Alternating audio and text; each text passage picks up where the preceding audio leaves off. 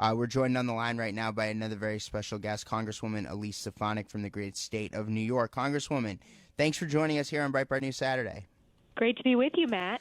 Okay, so a lot to talk about. So next week, the House Republican Conference is likely going to have a new conference chair.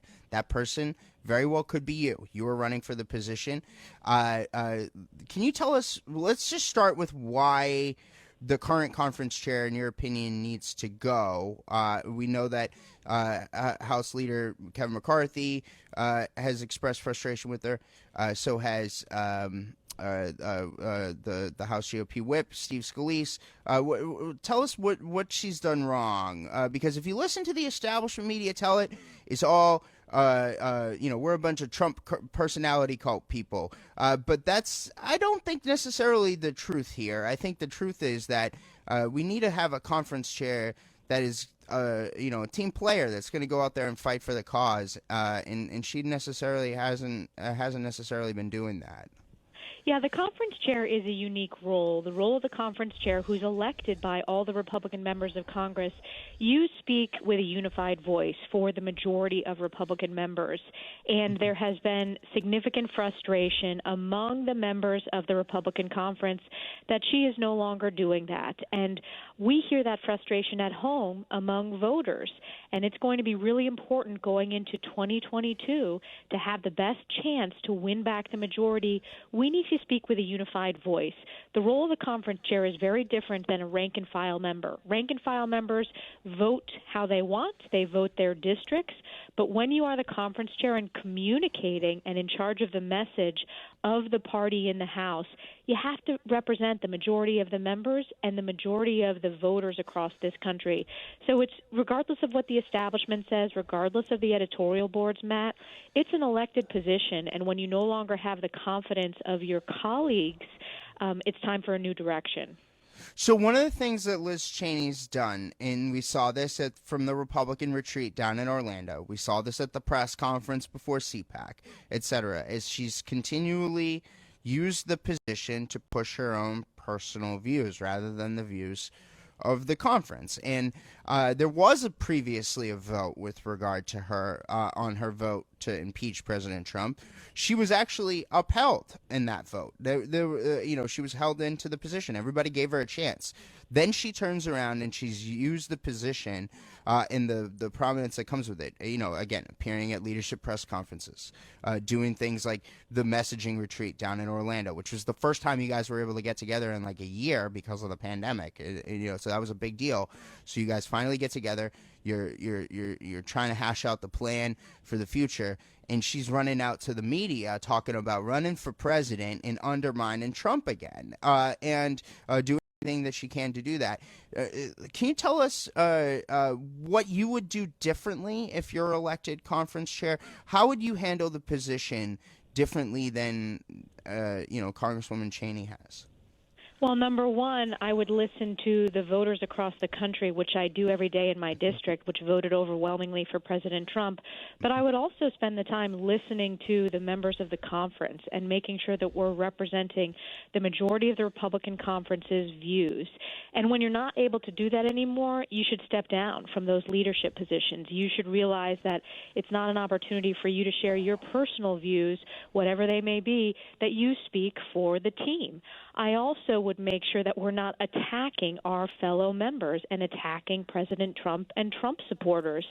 If you look at the November elections, President Trump earned more votes than any other Republican nominee, candidate for president, in our nation's history. And those voters, that coalition is going to be critical going into the next election. The other focus I would have is on Joe Biden's destructive radical policies and Nancy Pelosi's socialist policies in the House. The more infighting that we have in the Republican conference takes away from the laser focus we should have on Americans' frustration with how dangerous Joe Biden's presidency has already been.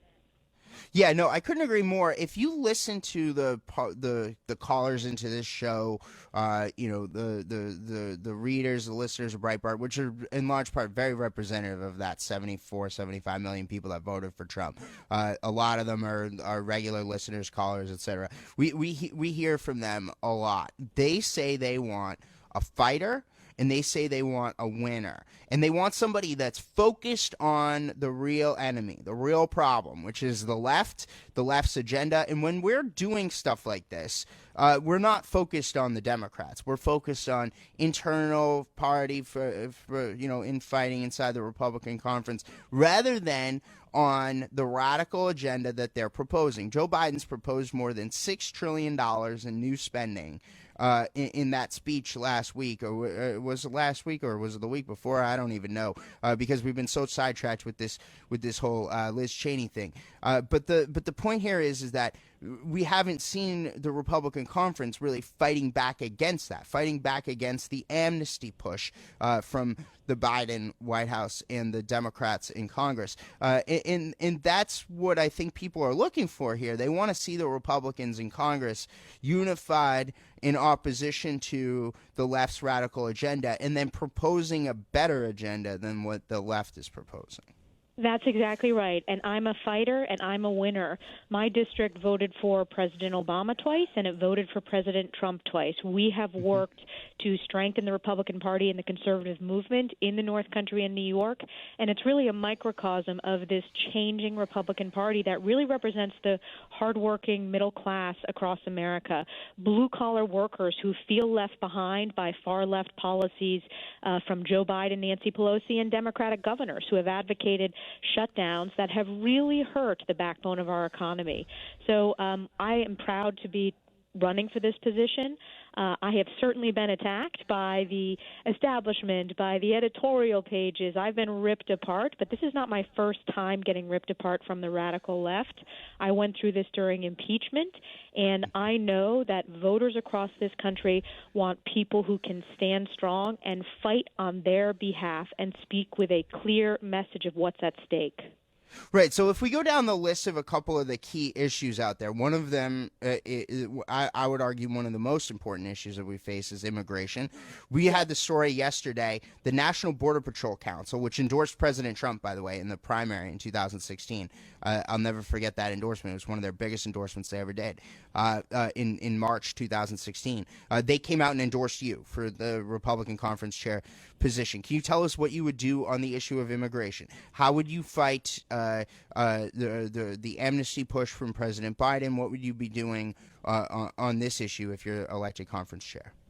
Well, I think this is one of the biggest disappointments when Republicans had unified government. We are seeing the most significant border crisis in my lifetime.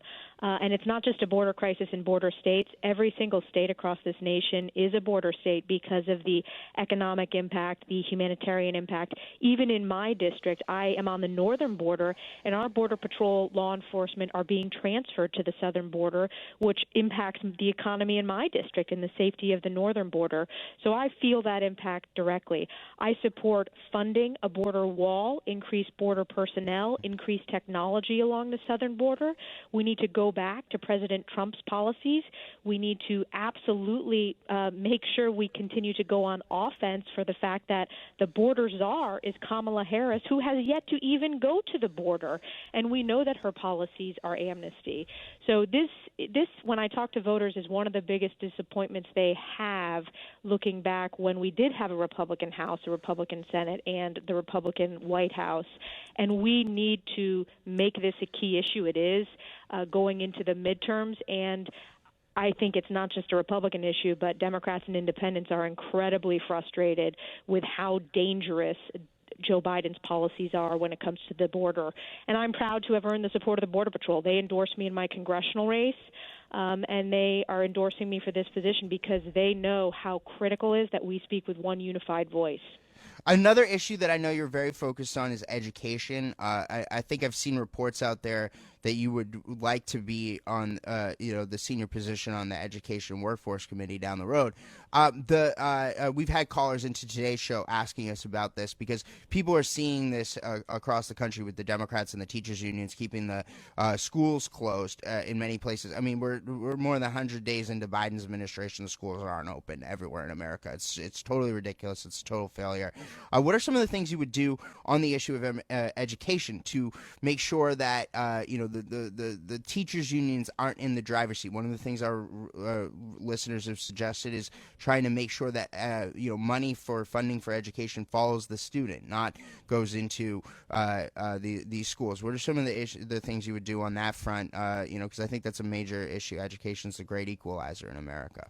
Absolutely, and I am the first member of my immediate family to graduate from college. I am a believer in education, and we are seeing far-left radicalization in states like New York when it comes to our education system because of the influence of the teachers union. I do think the funding should follow the student. I support school choice.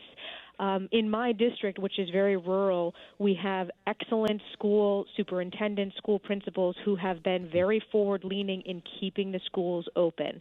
And when I talk to the school board members, the parents in virtually every school district, over 90% of the parents want our schools open.